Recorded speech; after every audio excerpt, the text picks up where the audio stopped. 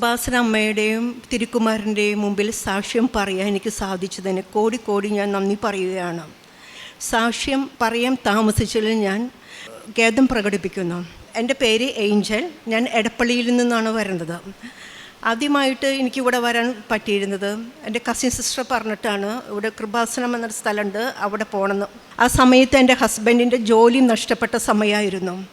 ഞങ്ങൾ 2 പേരും കൂടെ വന്ന് അമ്മയുടെ അടുത്ത് ഉടമ്പടി എടുക്കുകയും പ്രാർത്ഥിക്കുകയും ചെയ്തതിൻ്റെ ഫലമായിട്ട് 5 ദിവസത്തിൻ്റെ ഉള്ളിൽ എൻ്റെ ഹസ്ബൻഡിനെ ഷിപ്പിലേക്ക് വിളിക്കുകയും 2 കൊല്ലം ആർക്കങ്ങനെ ഒരു കൊടുക്കില്ല, 2 വർഷം ഷിപ്പിൽ വർക്ക് ചെയ്യാൻ അവർ കൊടുത്ത്.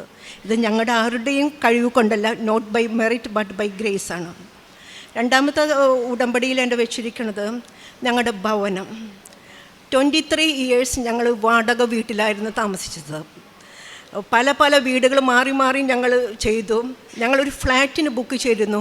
അത് ഞങ്ങൾക്ക് 22 കിട്ടിയിരുന്നത്. പക്ഷേ ഫ്ലാറ്റ് കയ്യിൽ കിട്ടിയിട്ടും ഞങ്ങൾക്ക് ഭവനത്തിൽ കയറി താമസിക്കാൻ ഒരു നിർവാഹമില്ല, ഒരു വഴിയില്ല. അപ്പോൾ ഒരു പരിചയമില്ലാത്ത ആൻറ്റി, മീരാൻറ്റി, മകൻ നന്ദു ഞങ്ങളെ എയർപോർട്ടിൽ വെച്ച് കാണുകയും ഞങ്ങളോട് സംസാരിച്ച് അത്രമാത്രമുള്ളൂ. പിന്നെ ഒരു ദിവസം എനിക്ക് ഫോൺ വന്ന്, എന്തുണ്ട് ഏഞ്ചൽ, ഫ്ലാറ്റിലേക്ക് കയറി താമസിച്ചു പറഞ്ഞു. ഞാൻ പറഞ്ഞു ഇല്ല, ഫ്ലാറ്റിലേക്ക് കയറി താമസിക്കാൻ എനിക്ക് പറ്റണില്ല എന്ന് പറഞ്ഞു. അപ്പോൾ എന്താ കാര്യം? ഞാൻ റീസൺ പറഞ്ഞു. ഹസ്ബൻഡിൻ്റെ ജോലി നഷ്ടപ്പെട്ടു, റിട്ടയറായി, ഒന്നും പറ്റണില്ല ഞങ്ങൾക്കെന്ന് പറഞ്ഞു. ആൻറ്റി ഒന്നും കൊണ്ടും വിഷമിക്കണ്ട, ഞാൻ തന്നെ ആളെ വിട്ട് നിങ്ങൾക്ക് കയറി താമസിക്കാനുള്ള വഴി ഒരുക്കാം. അങ്ങനെ ഞങ്ങൾ അവരാളെ വിടുകയും സ്വന്തം വീട്ടിലേക്ക് കയറി താമസിക്കുകയും ചെയ്തു. ഇത് ഞങ്ങളുടെ കഴിവല്ല, not by merit but by grace ആണ്. പിന്നെ ഇത് എനിക്ക് പറയാനുള്ളത്, എനിക്ക് ശക്തമായ ബ്ലീഡിംഗ് ആയിരുന്നു. ഡോക്ടറെ കണ്ടപ്പോൾ ഡോക്ടർ പറഞ്ഞു യൂട്രസ് റിമൂവ് ചെയ്യണമെന്ന് പറഞ്ഞു. ഞങ്ങൾ അവിടെ നിന്ന് തിരിച്ചു പോകുന്നു. ശരി, ഞങ്ങൾ പിന്നീട് വരാമെന്നാണ് പറഞ്ഞത്.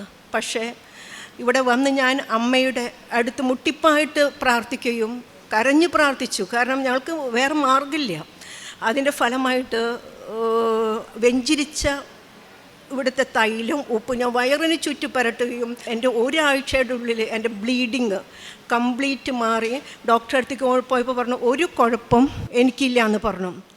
ഈ അമ്മ മാതാവും തിരുക്കുമാരനും ഞങ്ങൾക്ക് തന്ന ഈ വലിയ അനുഗ്രഹത്തിന് ഞങ്ങൾ ഇവിടെ നന്ദി പറയുകയാണ് ചെയ്യുന്നത്. ഡോക്ടർ പറഞ്ഞു എത്രയും പെട്ടെന്ന് ഇത് റിമൂവ് ചെയ്യണമെന്ന് പറഞ്ഞു. വേറെ നിർവാഹമില്ല എന്ന് പറഞ്ഞു. ഡോക്ടർ ഫസ്റ്റ് ഞങ്ങൾക്ക് മരുന്ന് തന്നു, പക്ഷെ മരുന്ന് തന്നിട്ടില്ലായിരുന്നു. ഞങ്ങൾ പറഞ്ഞു മരുന്ന് തന്നിട്ടില്ല എന്ന് പറഞ്ഞു. ഓക്കെ എന്ന് പറഞ്ഞു. അപ്പോൾ അങ്ങനെയാണ് പിന്നെ ഇവിടെ വന്നിട്ട് ഞങ്ങളിവിടെ പ്രാർത്ഥിച്ചതിൻ്റെ ഫലമായിട്ട്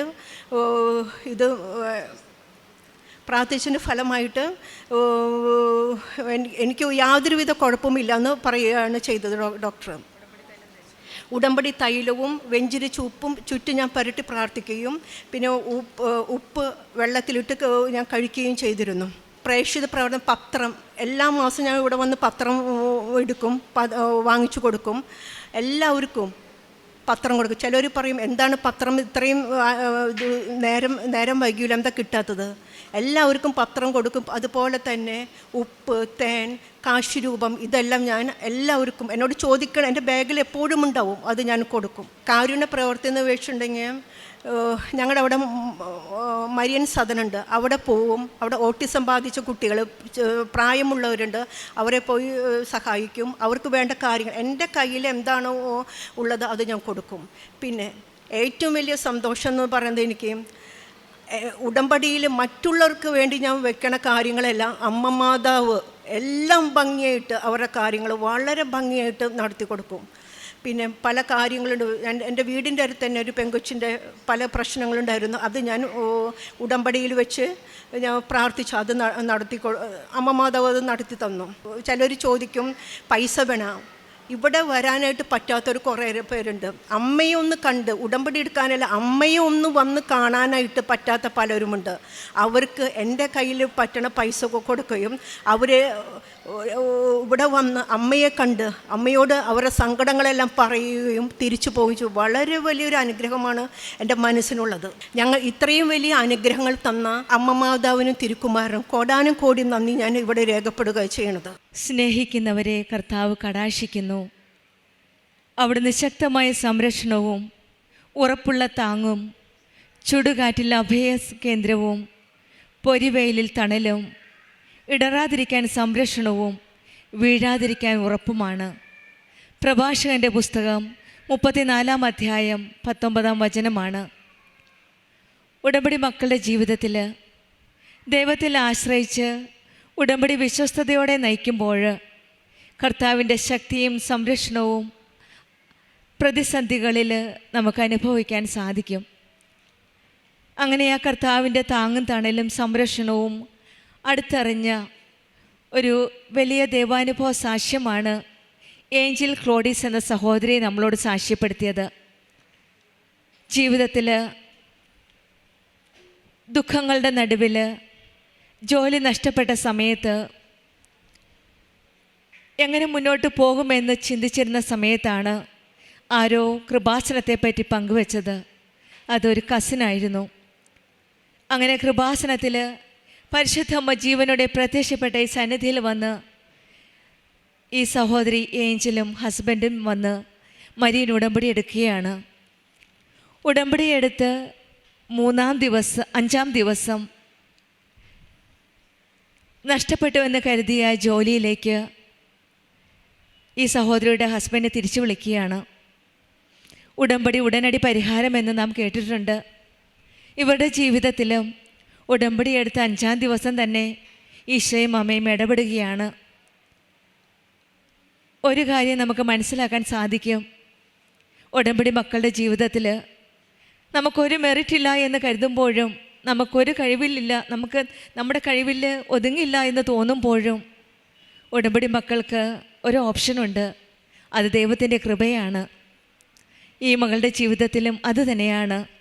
ഹസ്ബൻഡിൻ്റെ ഏജ് ഓവറാണ്. മെറിറ്റ് നോക്കിയാൽ ജോലി തിരിച്ചു കിട്ടാൻ യാതൊരു സാധ്യതയുമില്ല.